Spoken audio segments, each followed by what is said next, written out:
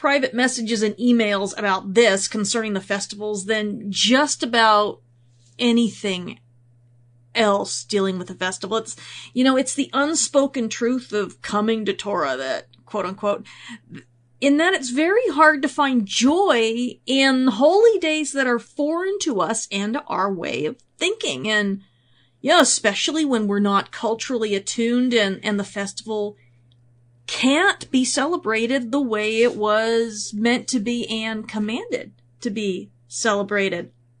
And compounded by, when we don't have a local congregation. And added to all that, there's this stress put onto people that's very judgy.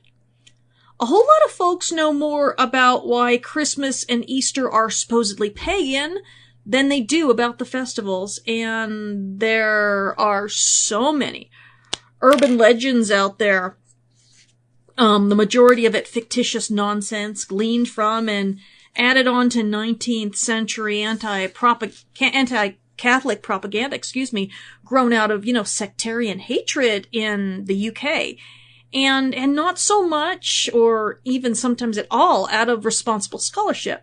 Well, it would seem that most folks have a really bad taste in their mouths for Sukkot because of all these issues, whether they admit it publicly or not.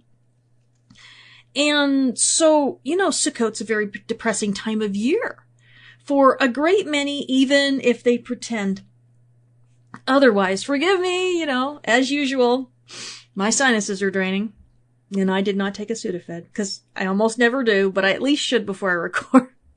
Now, it's not the season of their joy, and it's hard to make it so, alright?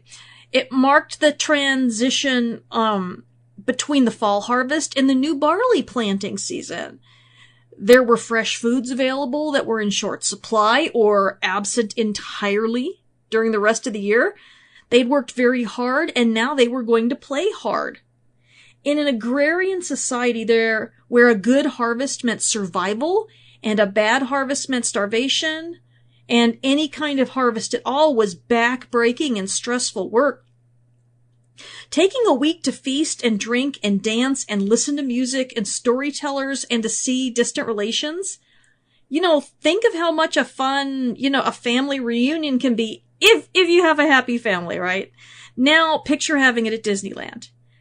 If there was alcohol being served and people dancing and celebrating. So, not much like Disneyland because there's no alcohol there, but people, looked forward to it and enjoyed it at that level.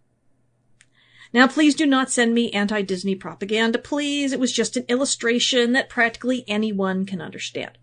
Anyway, this week we're going to talk about Sukkot, about the spiritual fruit of joy, and also about lamentations, because I don't think we can be joyful without also being able to be sorrowful, or at least we'll get to lamentations if we have time. And we're going to get super honest about people's struggles and our very real limitations, and hopefully we're going to come through this feeling better about the whole thing and less defeated.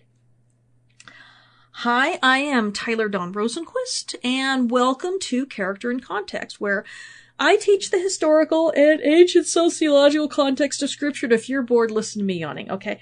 With an eye to developing the character of the Messiah. If you prefer written material, gosh, what's with me? I have 6 years worth of blog, and now the printer's going off. I have 6 years worth of blog at theancientbridge.com, as well as my 6 books available on Amazon, including a 4-volume curriculum series dedicated to teaching scriptural context in a way that even kids can understand it, called Context for Kids.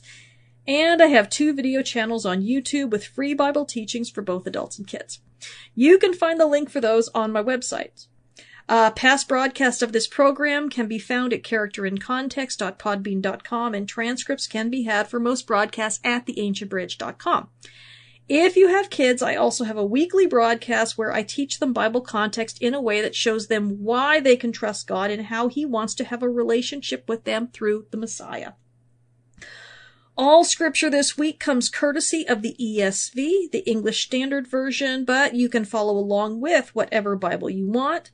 So, first of all, let's do the obligatory Sukkot scriptural references. After I sniff. So, Leviticus 23, starting in verse 33.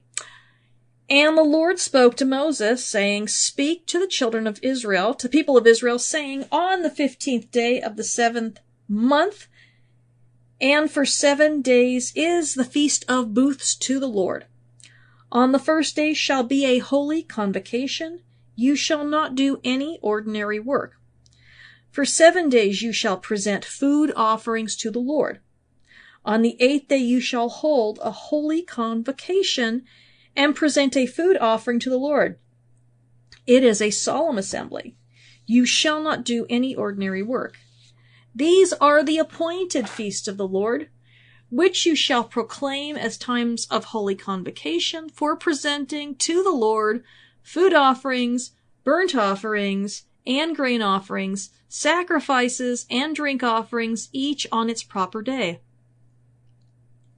Besides the Lord's Sabbaths, and besides your gifts, and besides all your vow offerings, and besides all your free will offerings which you give to the Lord.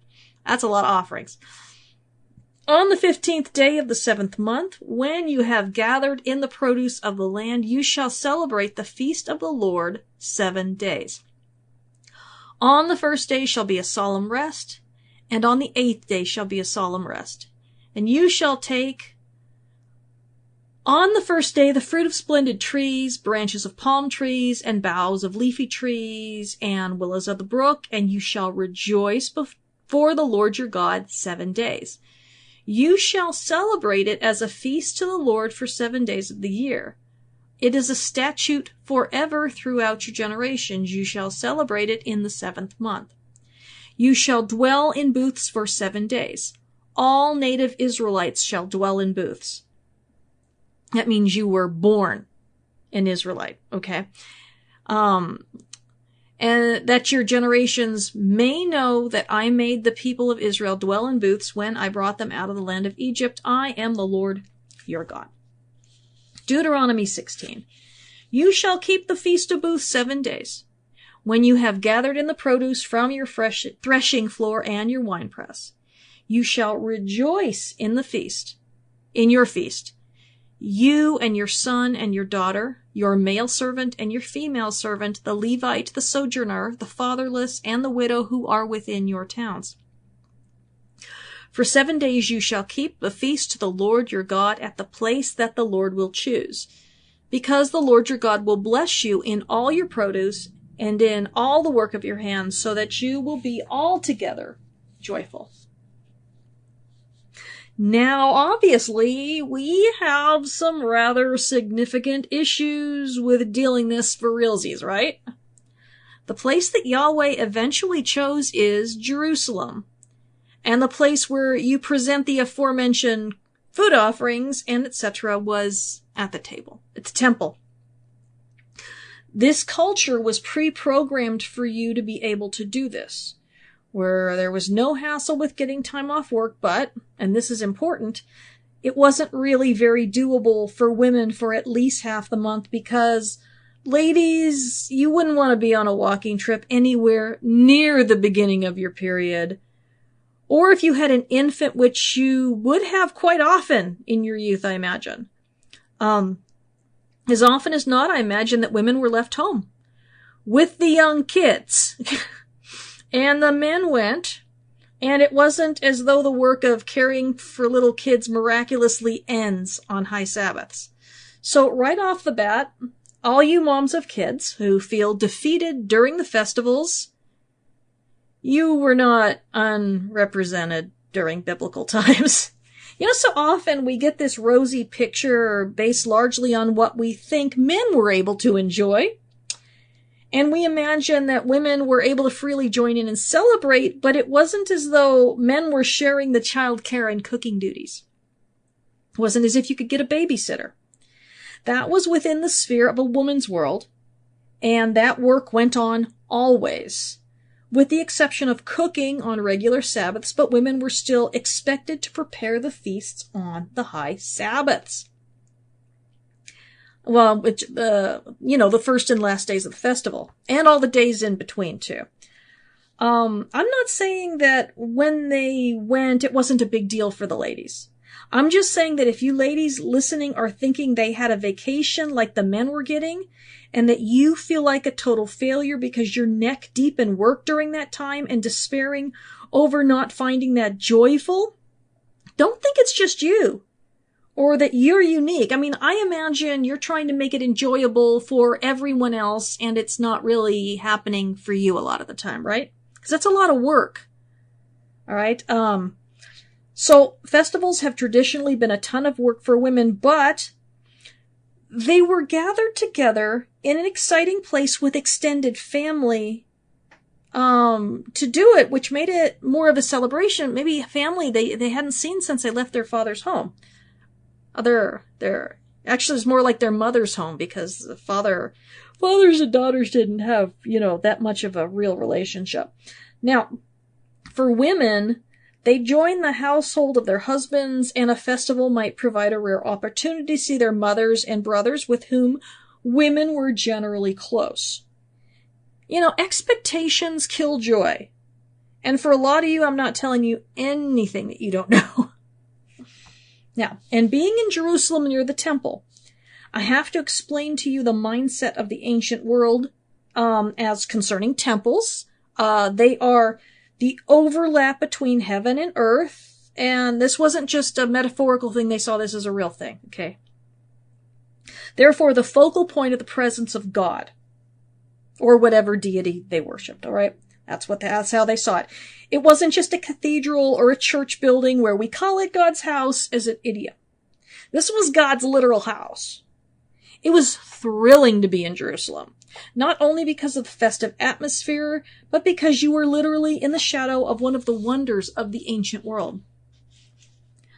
The Bible attests to the belief that Yahweh's presence was there in Solomon's temple, but that even in the second temple, his eyes were always there, even if the cloud of his presence never inhabited it.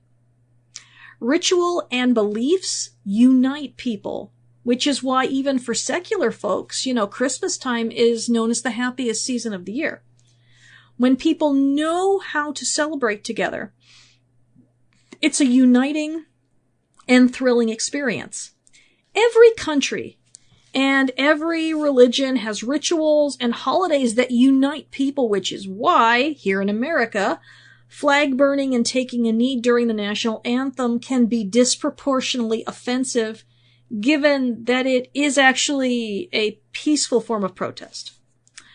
People react because those are ritually traditional rallying times, and when that is threatened, people feel as though their identity is under attack. Sure, we've got mantras and talking points about why we feel it's wrong, but deep down, it's a psychological reaction to a threat to our corporate identity and everything we believe that entails. When Yeshua, or you may call him Jesus, and the various first century Jewish prophets spoke of the coming destruction of the temple, which we've already covered, the Jewish faithful would have felt all that revulsion and worse. All that is to say that being in Jerusalem and near the temple was a joy in and of itself. And women didn't have expectations that they weren't just going to work all the time. They just didn't. So, let's talk about Sukkot expectations. American Messianic / Hebrew roots folks have developed a tradition of outdoor camping for the whole week, and if that appeals to you, it can be fun, but it's hardly a requirement, and you are not sinning if you don't do it. I mean, let's be super honest here. We can't keep Sukkot. We can kind of observe it, and we can practice it, but even if we could all afford to go to Jerusalem 3 times a year, there isn't a way for even a fraction of believers to travel there, even if you diverted all the planes in the world to do so. And I know there are a lot of people who say it's a sin not to go, but during the first century, most Jews lived outside the land, and it was a goal to make pilgrimage once in a lifetime, and that was the goal if you were wealthy enough. Most never went. Even first century Jews living in the land mostly didn't attend Sukkot yearly. Passover drew the biggest crowds. But if you were barely scraping by under Roman occupation, it wasn't always feasible. Life had changed drastically after the Babylonian conquest. A great many Jews were poor and enslaved throughout the Roman Empire, and Babylon was a 3-week journey away and fraught with dangers. So camping in the great outdoors is a tradition, pure and simple. And it's one that isn't so much fun in Canada or where I live, and we routinely get wind gusts of up to 60 miles per hour during that time of year. It's going to be a nice day today. It's only going to be gusts of, it's going to be winds of 20, and then I don't know what the gusts will be. And that's August, okay? Now, all of this was to be done in Jerusalem and to remember a good harvest and to live in booths in order to remember the wilderness years after the Exodus. There is absolutely nothing preventing people from setting up a fort in their living room and sleeping in sleeping bags if they really want to do it. When the boys were young and we had a basement, that's what we did for them, and they loved it. I slept in a bed, and so did my husband. I still do. I can't set up a sukkah outside without blowing it into my neighbor's yard. I mean, one year during Sukkot, their trampoline ended up in my backyard. Imagine if we'd been camping there. But if you don't have any high winds, go for it if you want to do that. Now, some folks feel like they have an obligation to attend a conference or to put one on, which is fine if that floats your boat, but not everyone finds that particularly joyful, especially for people like me with significant social anxiety issues. I spoke at a Sukkot gathering 2 years ago on the Utah-Nevada border, and I literally knew no one personally before I went. I mean, I did know the hosts via social media, which is why they asked me to come be their speaker, and I spent almost the entire time scared to death and decompressing in my room. And yet, I could go to Disneyland or on a cruise ship no problem, or I could be in Jerusalem near the temple and be just fine because no one would know me or have any expectations of me, and I could just enjoy myself and exist, as long as I was surrounded by loved ones who know how scared I am. But, not required. I don't think massive amounts of teaching was going on at festivals. They were enjoying themselves and participating in recognized social rituals and activities. Again, expectations of what people should be doing when we can't do the commandment can be a real joy killer, and it's all a matter of assumptions and sometimes wishful thinking and sometimes wanting to be super spiritual, which I'm never very super spiritual. Now that my kids are adults, they're realizing the hard facts about being adults with weekend jobs and almost no time off. And especially young people and those with low seniority or on-call jobs aren't always able to take the holy days off or the Sabbaths off. And if that applies to you, just allow me to encourage you. Okay, ancient Israel was culturally set up to shut down on those days, and our society is not. Speaking as an American here, and most of the Western world. Now, no one's going to be damned if they have to work those days to feed their families, okay? In ancient Israel, you had to really want to stomp on God's honor in order to really work on those days. And so when it talks about being cut off from Israel, it was with that reality in mind.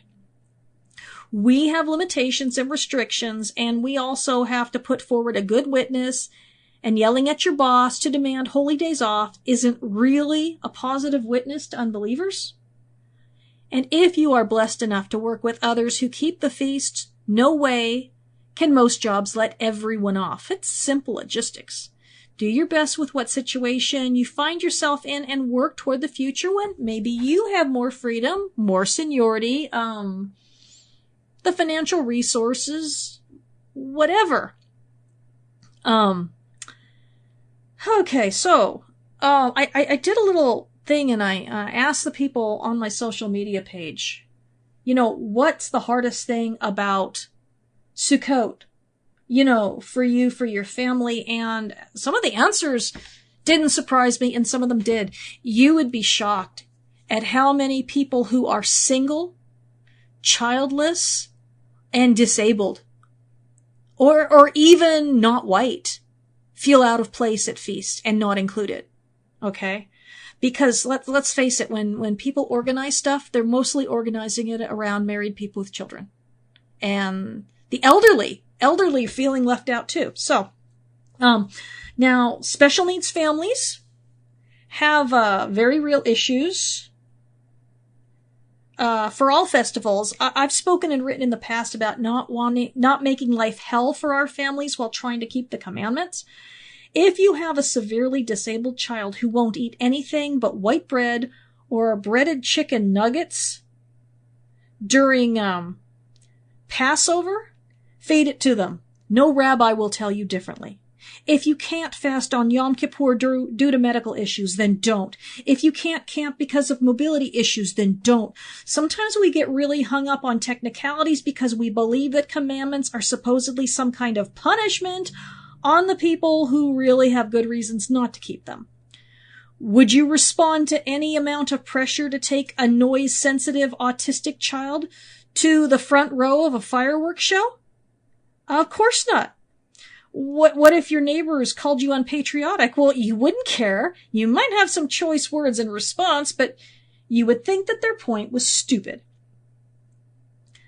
There is no joy in a festival where a child with special needs is starving and howling and can't understand why you won't feed them. Okay? God didn't give us commandments so that we could act like heartless, legalistic jerks. God doesn't want the feeding tube on a coma patient removed for Yom Kippur, okay? If you can't literally imagine Yeshua doing it to someone, then don't you do it either. Some folks will give you advice that they don't have to live with, and I freely give you permission to be sane and compassionate. The reason for the season is joy. Okay, if it feels like an obligation, then reevaluate what you're doing and maybe who you're listening to. Because Gentiles who come into this tend to be incredibly legalistic because they see the commandments as a list of do's and don'ts instead of wisdom and guidelines. If keeping a commandment in a certain way goes against wisdom and compassion, then you're doing it wrong. All right? Mercy. I'm going to substitute mercy for compassion. If the way you keep Sukkot brings you no joy, or if it is legitimately causing suffering to others, well, same diff. Find a different way. What can you do? So in the transcript for this, I'm going to try and to include a lot of suggestions from my readers. Maybe I'll just include a link to that. I'll just include a link to that whole thing so you can read them all. And although this is probably going to come too late for you this year, start planning for next year. I'm going to tell you one thing right now. A lot of people get themselves into trouble by not allowing themselves to do the things that are fun about secular holidays, or even just those things they really enjoyed from Christmas and Easter, that they feel are somehow guilty by association with not being quote-unquote biblical, but most folks really enjoy doing special food. Baking cookies together, sharing that joy by taking baked goods to people who are shut-ins, or elderly, or disabled, or lonely. Visiting with friends you haven't seen in a long time. Decorating and sending out cards. Maybe get on social media and get with some others who like to do it. Fireworks, just not in my neighborhood because that went on for 2 weeks straight, and they will do it again for New Year's. Oh, maybe they won't because I wrote this last week and then they put their house on the market like the next day. Video conferencing with other families and telling stories and sharing love. What I'm saying is that your culture has ways that naturally are interpreted by your brain as celebration. Use those things to rejoice before the Lord. There's a reason why at the end of Revelation, people from every tribe and tongue and nation are celebrating and worshiping, and not just one nation and tongue, okay? Because how we celebrate is culturally defined. And I think when we try to be something we're not, more Jewish, we just get miserable.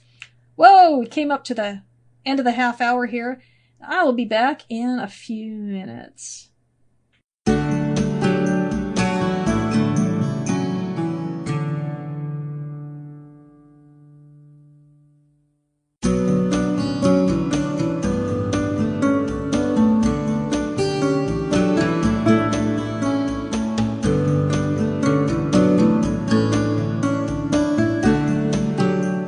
Tyler Dawn Rosenquist, and welcome back to the second half of this week's Character in Context, where we're talking about the phenomenon of having no joy during the season of our joy.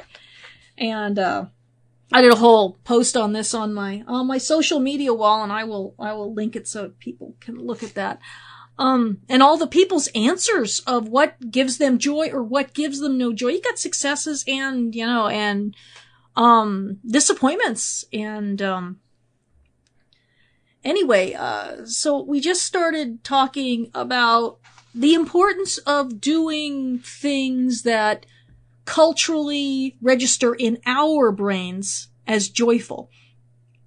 In South America, they may take joy in eating tarantulas, but that doesn't bring joy to an American. So don't just say, oh, it brings them joy, so I'm going to try it, because your brain will not register it that way. There are things we do in this country and in every country. Every country has these things that specifically mean joyfulness to us. Different kinds of music, whatever. And if we try and co-opt someone else's culture and just expect what's joyful for them to be joyful for us, it's not going to be. That's not how our brains work. Unless you go in there and you live with them and you immerse yourself in their culture and you get it. But you can't just decide. Very few people are able to make that transition. Now, Sukkot at my house is about brisket and chocolate cheesecake and homemade applesauce, and sweet tea, and donuts sitting around and talking, okay? And we might watch old live-action Disney movies like Follow Me Boys, and The Third Man of the Mountain, and Swiss Family Robinson. If we give Matt the choice, then we'll watch The Great Escape, which we all love. Now, last year we didn't have Sukkot because of Andrew's brain surgery. Believe me, almost anything's better than that. Do what works for you. You didn't work hard bringing in the harvest. You aren't getting ready for the barley planting and a long winter. You didn't spend all summer stressing out about the rainfall. You don't get to go to the temple, and so you aren't going to have that sort of happiness at all. But you can have the joy in your own unique cultural creation. So, and joy is a very tricky fruit of the spirit. Remember that old Sesame Street song? One of these things is not like the others, and, I won't sing the rest. Well, joy is very elusive, and especially when we didn't develop it as children. Joy is seriously hampered by traumatic experiences and memories, and the defense mechanisms we develop in order to keep ourselves from crumbling in the face of abuse. And when the abuse is gone, the defense mechanisms and trauma are still in place, dictating how we perceive and experience and react to everything around us. Those walls were built to keep out certain types of input, but they also keep out joy. Joy isn't all that physically fit and can't make it over those high walls or dig through them or under them, and so the walls have to come down. Fortunately, as we saw in Jericho, our God is in the business of taking down walls. Now, if you have suffered trauma or abuse in your family or still are, I'm going to recommend the book Changes That Heal by Henry S. Cloud. I will link that in the transcript.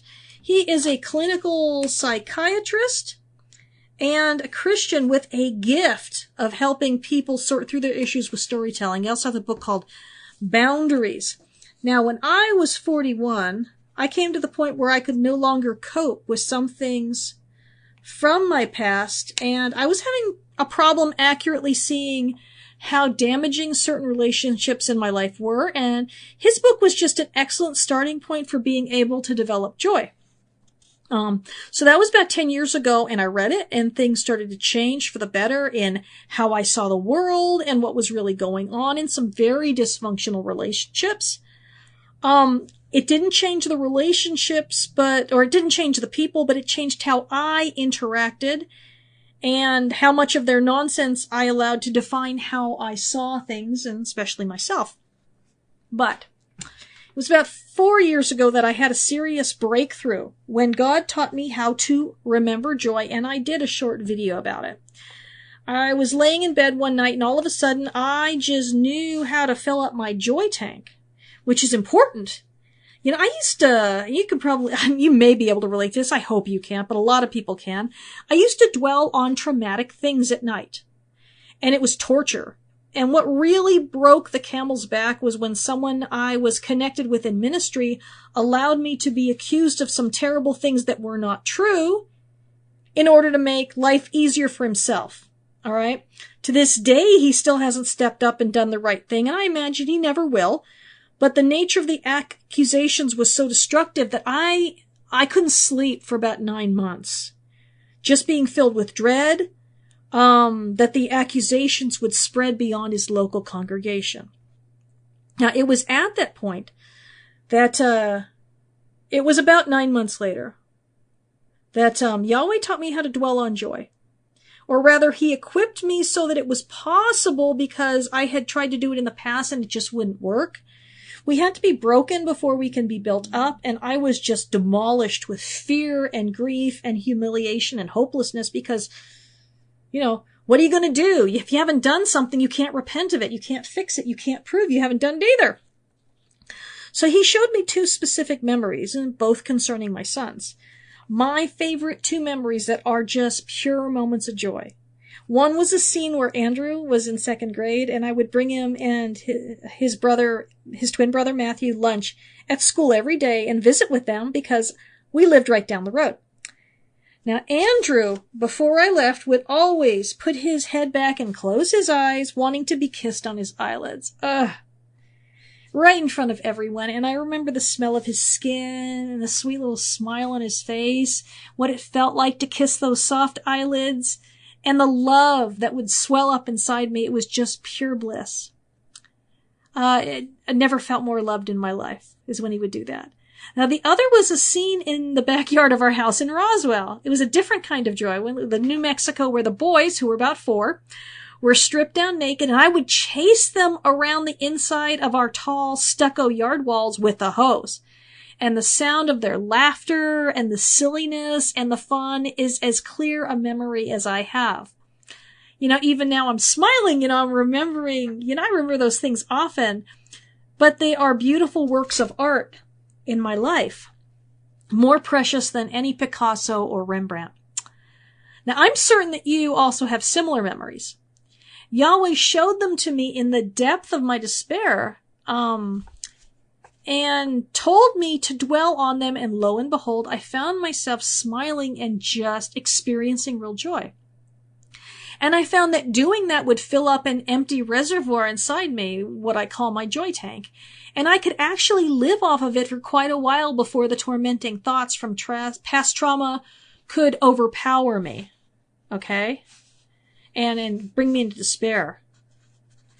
But before I even got to that point, I also had to deal with the 17 years of undiagnosed postpartum depression that I lived with after suffering through 3 miscarriages within a year.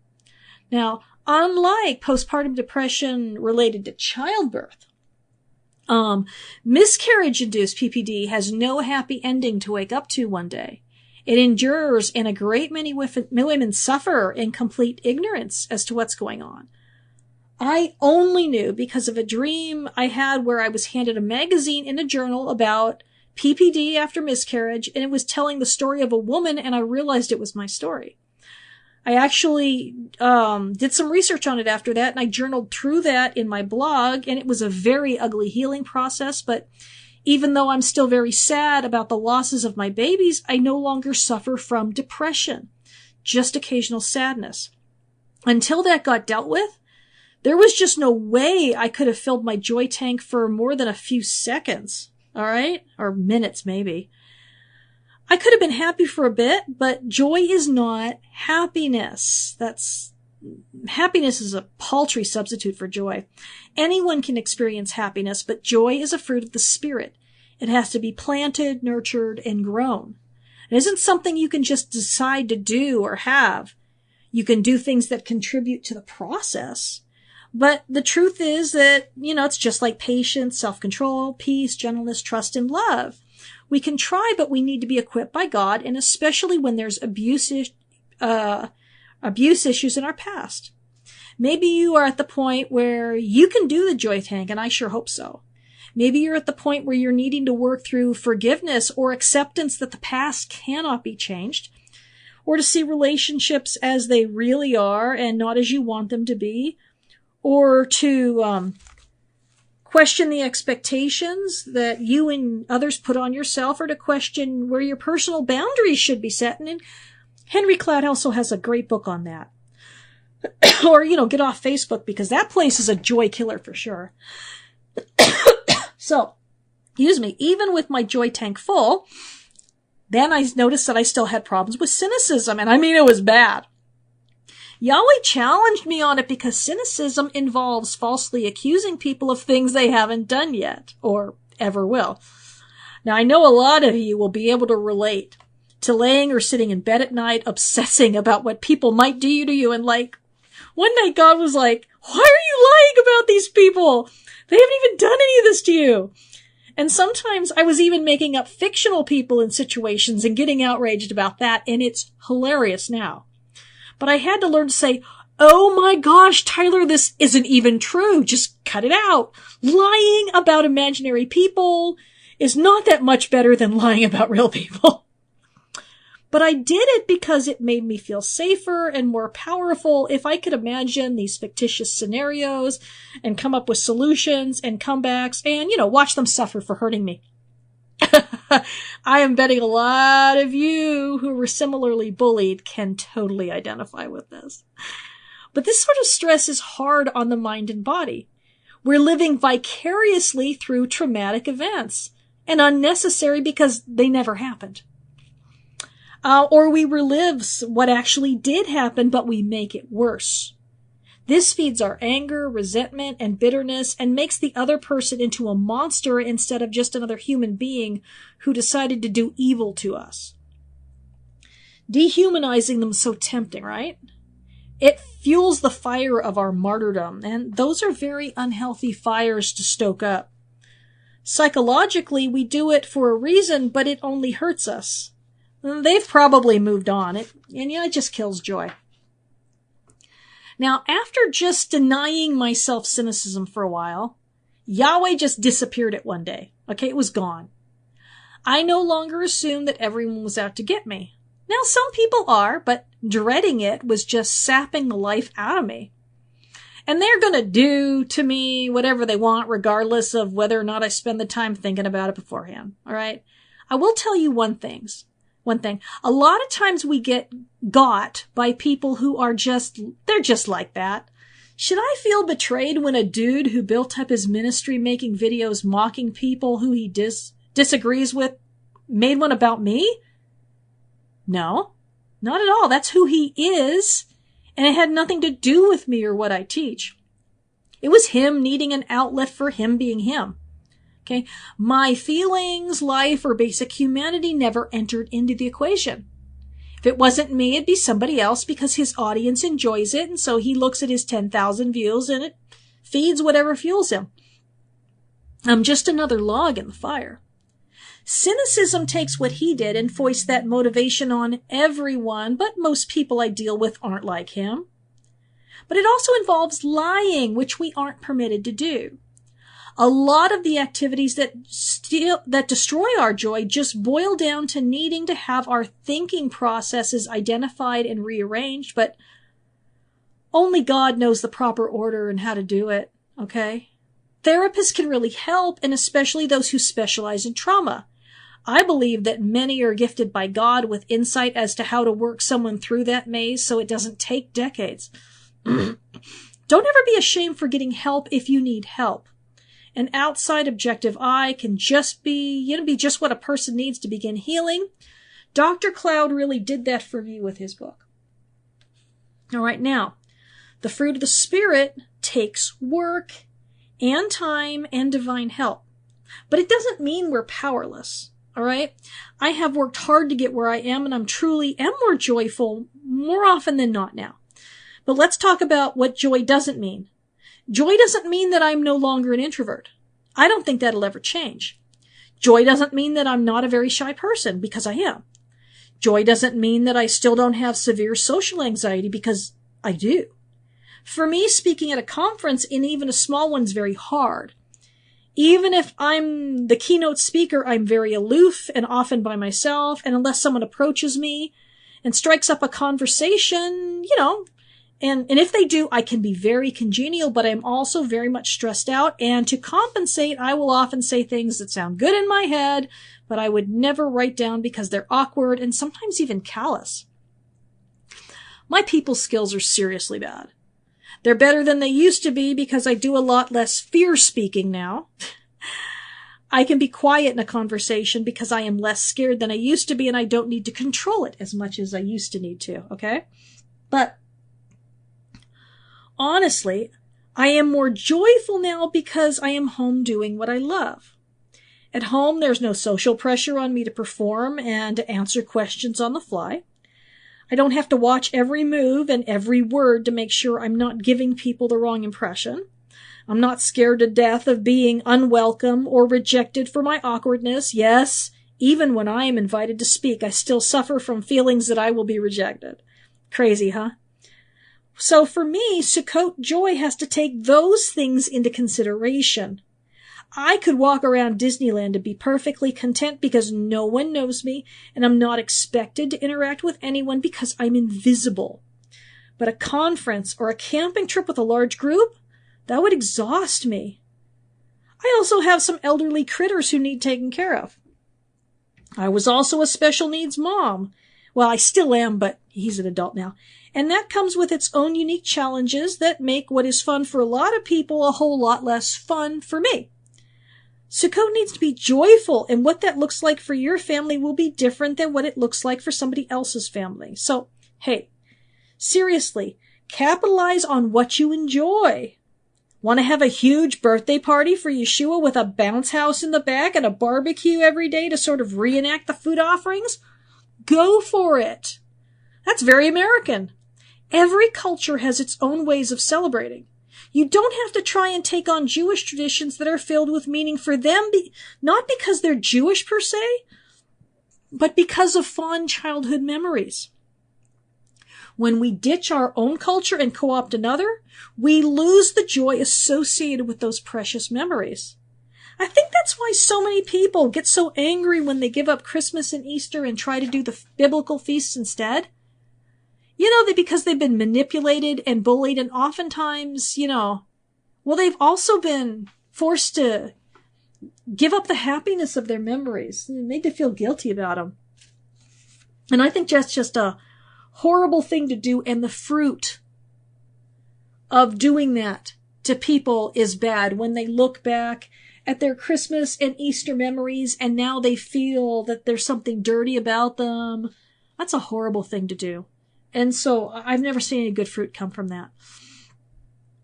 So memories of that sort are more about family closeness and love than with the holiday itself. Giving that up is a mistake. So make sugar cookies and frost them and put those little silver balls on them and sprinkles.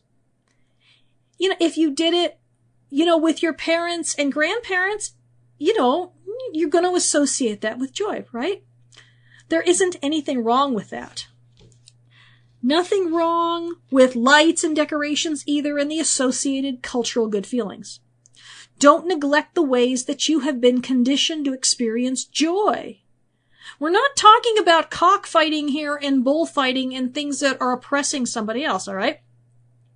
Cultural expressions are not inherently bad or pagan. They're just cultural. A lot of times, and especially in the first few years of discovering that handful of commandments that mainstream Christianity doesn't keep, we get super legalistic and we throw out too much. And we succumb to the propaganda that's out there about, just about everything. And on the other hand, there are voices out there saying that everything traditionally Jewish is bad too. And it leaves people with the idea that they can only do what is written, and guess what? Like almost nothing is written down, and what is written mostly can't be done. It's a recipe for disaster and failure and for no joy. So, don't try to be something or someone or some culture that you're not. I'm telling you, it'll be meaningless and empty for you most of the time. Instead, do what you know And if you want to, add in some other cultural elements a bit at a time. Ditch or alter the ones that don't really do it for you and keep the ones that do. Build traditions without destroying the old ones. Celebrate your own traditions without demanding that everyone else do it your way. And celebrate your way unapologetically. Just ignore the people who demand that you do it their way. And be a voice of love and compassion to others. I tell you, there is great joy to be found in rescuing others from confusion and despair. Just because, you might have suffered at the hands of those people who push the holidays but never teach anyone how, or flippantly tell you, just read your Bible, without anything more. And I'm going to tell you right now that the people who do that probably don't really know anything. Or if they did, they would be happy to share, because people like to teach what they actually understand. People like to be in the know. You've probably noticed that. Now, we are here to help one another, and if someone doesn't know how to celebrate Sukkot, remind them that they do know how to celebrate other things.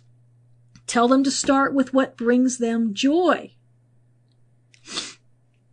Excuse me. And expresses gratitude for the year's provision, which was the whole point of Sukkot. How did God provide and come through over the course of the last year? Passover was a memorial of the Exodus event, and to this we add the memorial of the inauguration of the new covenant through Yeshua. Sukkot was a memorial of the provision of in the wilderness of manna and quail and water, as well as a celebration of the immediate bounty of the previous year. With your family, it probably won't be particularly agricultural unless you were inundated with zucchini and tomatoes to the point where you're not thankful anymore. But God did come through in other ways for each member of the family. Remember those, because it is in remembering that Yahweh first taught me to remember joy and fill up my joy tank.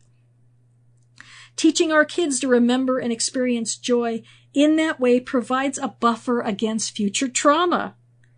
I have personally found that when my joy tank is full, I can deal with a whole lot of nonsense, and when it's empty, the nonsense breaks me down pretty easily. So I was going to include a bunch of the answers from my blog, and when I originally wrote the transcript, I said, but I'm going to include a few things just right here talking, and I'm going to put the link in my transcript if you want to go and read what everyone had to say. And it was all very edifying. It was all very awesome. A lot of it was brutally honest, and I was really grateful to everyone who contributed. So Sukkot can be, anything from traveling to Jerusalem to staying home, caring for a father who would otherwise have to be placed in a nursing home for the week if you left. The point of honoring God through experiencing joy, that's Sukkot, all right? It really does bring him glory when we get joyful. And gosh, just go through it. There are so many testimonies from moms who are tired, from people who are, distracted and they don't know how to do it and they feel defeated, and some have really weird pressure put on them. Some have life circumstances that don't allow them to do it at all. Check it out. Check it out. You'll be glad you did, because, and especially if you're an event planner, there might be some stuff in there that you have never considered that would make your Sukkot gathering more inclusive and more joyful, and not just, yet one more religious event that caters to families with children. Because the world is bigger than that. And, sadly, we've become a society that caters to children and families with children, and they're not everybody. A lot of people are not there yet, or beyond that age, or just not ever going to do that. So we have to remember them too, or we're not being a family. Anyway, next week we're going to start in Mark 14. Heavy stuff. Bye-bye.